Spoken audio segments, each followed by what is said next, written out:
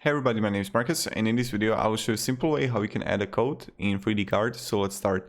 The first thing you want to do is just bring a simple 3dcart, and when you're here, you just want to click on Settings, Design, and Theme and Styles.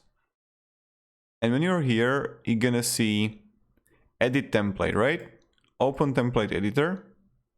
And here you're gonna see Frame, Home, Product, Items. This is like file names.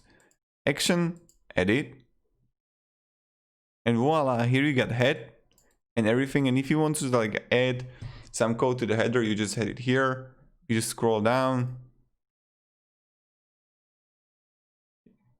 You can find footer and things like that. So this is where you can find the code, and this is how we can access HTML. And yeah, that's pretty much it. If you have any questions, guys, ask me down in the comments. I'll really happy to help you.